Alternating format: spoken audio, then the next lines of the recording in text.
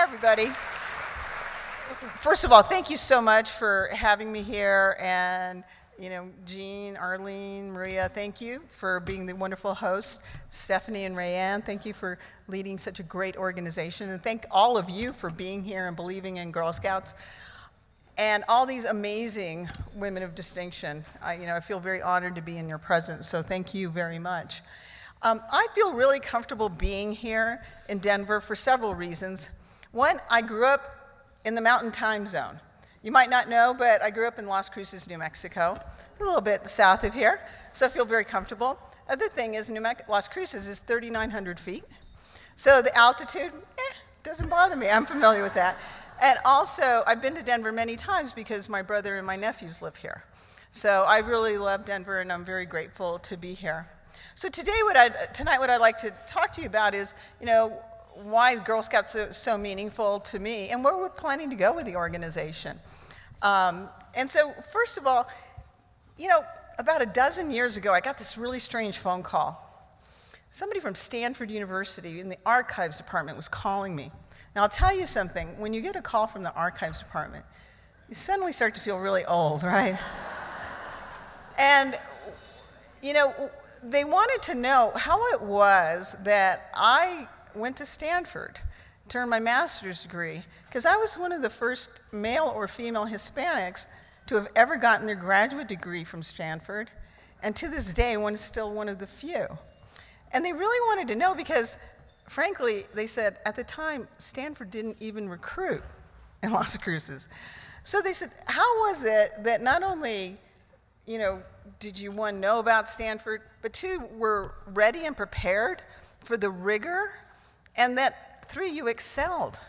And the more that they asked me, I was like, I didn't know, but the more that they kept saying, but how was it that girl like you, because girls like you at that time, they weren't taking math and science, they weren't even graduating from high school, much less going on to college and studying engineering. So the more they kept pressing, they said, were your parents rich ranchers or universities professors? Like, nah, for many years we lived on a dirt road and we lived paycheck to paycheck. And so, but the more they kept asking me, I realized that everything changed when I became a Girl Scout. You see, I developed that lifelong love of science one night when I was camping outdoors with my Girl Scout troop. And my troop leader saw me looking at the stars. And I was looking at the stars, a beautiful night sky, and she pointed out constellations. And she pointed out that there were systems out there. And she remembered that conversation, and so later on, when we were deciding on earning badges, and I wanted to earn a cooking badge like all my friends, she prompted me to also earn my science badge. And I did, and I earned my science badge making an Estes rocket. And I wasn't successful at first. I had to try, and I finally saw it go into that beautiful blue New Mexico sky. And that experience taught me I could do science. I could do math. And so when it came time to take those math and those electives, I said I could do it. And so that is one of the reasons I became that. But then Stanford said, well, but how was it that you were an entrepreneur? You're a philanthropist, all these other things. And I thought, well, you learn with the cookie program, right? And, so Girl Scouts, it suddenly made me realize how important it was. And the more I thought about it is, my mom, all my grandparents were born in Mexico. My dad was born in El Paso, which is almost Mexico, right? Here in the Southwest, you get that geography joke. My mom was born in Mexico. We lived in a home that we spoke Spanish.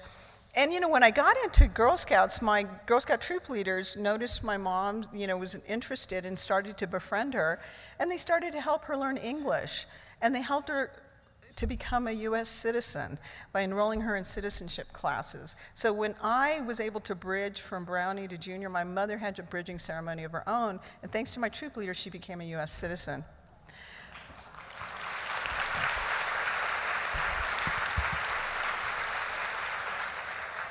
So, that conversation with Stanford was really impactful to me, and I realized what an important role Girl Scouting had played in my life, and in fact was the inflection point. And so then I became much more active in Girl Scouts and got on the board and then became the CEO.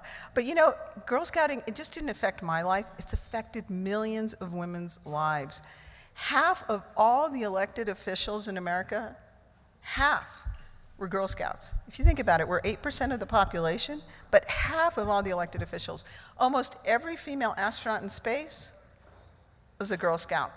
2/3 of the US female senators, Girl Scouts. Almost all but one of the US female governors, Girl Scouts. All 3 secretaries of states, Girl Scouts. So Girl Scouts has had that impact. It wasn't just me, but it has had a meaningful impact. And so now you're probably wondering, well, where are we going? I mean, we've made such an impact. Where are we going in the future? Well, you know what? It starts with the girl. That go-getter, innovator, risk-taker leader, like a lot of them that are in this room. And also in Girl Scouts, we're never going to get away from the outdoors. You know, here in Colorado, you really experience the great outdoors, and we're going to continue to focus on that. We're going to continue to focus on our iconic cookie program that has launched millions of successful female entrepreneurs. Half of America's women entrepreneurs that are successful, I think, for businesses for several years, all Girl Scouts. And they all tell you, did you know I got my start selling cookies?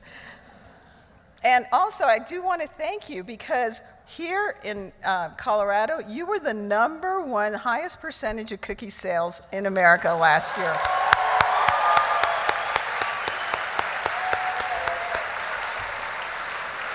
Yes.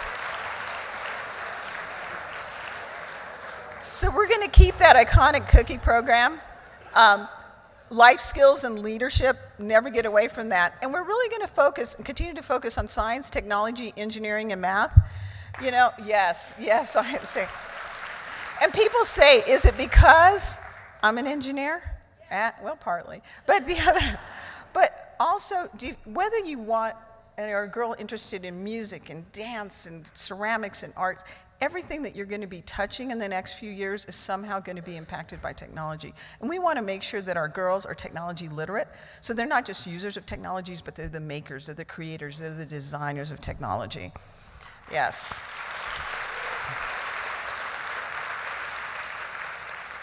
And we will continue to focus on civic engagement. We in the Girl Scouts occupy that all too rare space in America today that is neither red nor blue. We are that nonpartisan space that is Girl Scout green. And yes, you can applaud that.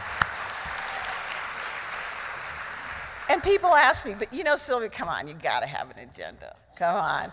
And I say, we do have an agenda, and it's the girl agenda. And we actually launched a Girl Agenda, which is a nonpartisan initiative to inspire girls and those who care for them to lead positive change through civic action. A lot of kids, and even their parents, don't know about the importance of civic engagement.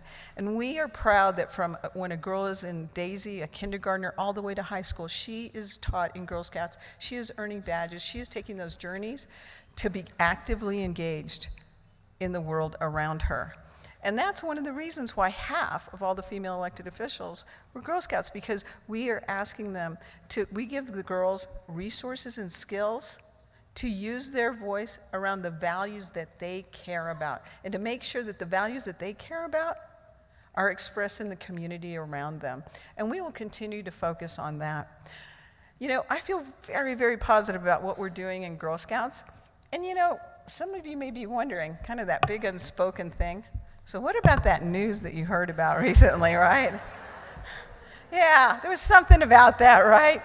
And you know what, and for those of you who may not know, breaking with a 100-year tradition of kind of community fabric of partnering together, the Boy Scouts surprisingly announced that they were going to start accepting girls.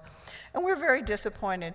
But what I want to say is we're going to continue to do what we do best, which is focus on girls, which is creating girls of courage, confidence, and character who are making the world a better place. And we have strong winds at our back. We have improving girl membership. The number of girls that we serve in underrepresented and underserved communities is continuing to grow. We serve over 200,000 African American girls. I don't know another national organization that serves that many girls. 250,000 Latinas we serve. A third of our membership are low socioeconomic. We are continuing to focus on serving girls in every residential zip code from every heritage type, because we know what we offer at Girls is the premier leadership experience, and we're going to continue to double down on providing girls that only girls. So those of you who think, are we going to start taking boys? Got to tell you the answer? No. That's right. That's the answer. We are going to continue to offer that safe, all-girl environment so that the girl can try untraditional things. She can experiment, she can try, she can fail, she can get up and try again. We are going to continue to work on that. Well, I've got to say, we feel very good. Improving membership, expanded programs, continued relevance for the things that the girls need in their lives today and in the future. So we feel incredibly confident. And you know, I want to end by, and thank you, but I want to end by saying, we, the Girl Scouts, we are America's good girls, but we, the Girl Scouts, are also the girls who do good for America and the world. Thank you very much.